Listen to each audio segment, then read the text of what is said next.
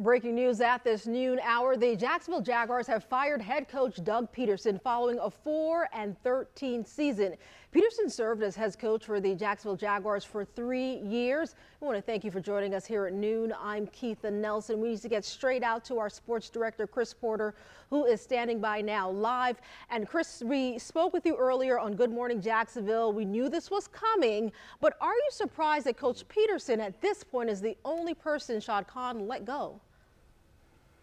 Good afternoon, Keitha. I am shocked. I am absolutely shocked that Shad Khan did not clear house, and I am shocked that General Manager Trent Baalke still has a job. Let me explain, my friends. Trent Baalke has been with this organization since 2020, first as Director of Personnel. He was then promoted to General Manager in November of that same year after Khan fired Dave Caldwell. He has been making the selections. He's been buying the groceries since 2021. During that time, he's had 38 picks. Of those 38 draft picks, only 9 are full-time starters. Only 1 has made the Pro Bowl. Then you think about what he did this past offseason via free agency. It is one of the most disappointing free agent classes that the Jaguars have ever had. So, no, we can't place all the blame on Pederson. I think Baalke is a part of the problem, and to fix the problem, you have to get rid of all of the problem. Now, by no stretch of any imagination am I letting Coach Pederson off the hook. I do think he's a good coach, but when you lose 18 of your last 23 games, when you knew coming in that Trevor Lawrence was your top priority, you had to develop him because everybody believes he has the attributes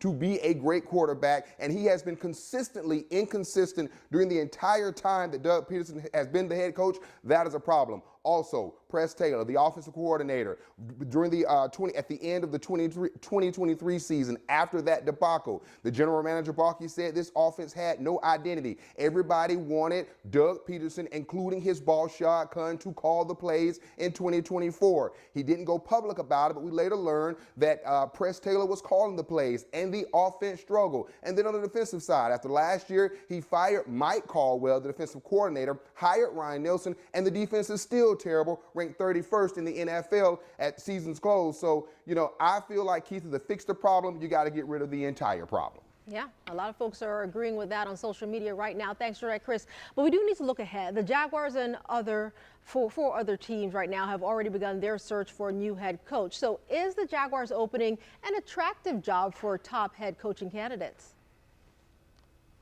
I think it's an attractive job because, Keith, when you talk to coaches around the NFL, or if you're talking to someone who wants to take over a job, here are some of the things they're going to look at. A, where are you as far as the salary cap? The Jaguars will have about $40 million or so in salary cap room. You've got the 5th overall pick in the NFL draft to go along with 9 other picks in the 2025 NFL draft. You also have a young piece like Brian Thomas Jr., the rookie wide receiver who's proven he is going to be a star in this league. And then if you believe that Trevor Lawrence is that generational quarterback that everyone described him as coming out of Clemson, you have to believe that he is that guy that you can turn around and finally help him take his game to the next level. But here's the problem.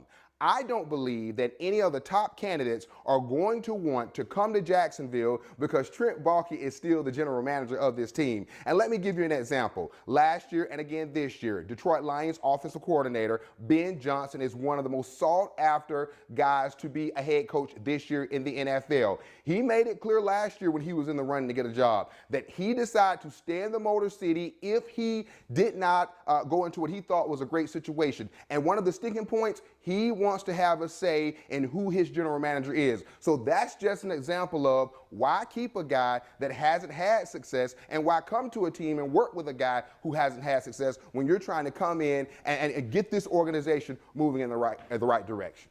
Thanks for that, Chris. It's going to be a busy day for you and the sports team. We're going to hear more from you throughout the day. Thanks for that. And we do want to note, within the last hour, we received a statement from Jaguars owner Shad Khan saying in part, quote, "As much as Doug and I both wish his experience here in Jacksonville would have ended better, I have an obligation first and foremost to serve the best interests of our team and especially our fans who faithfully support our team and are overdue to be rewarded." End quote.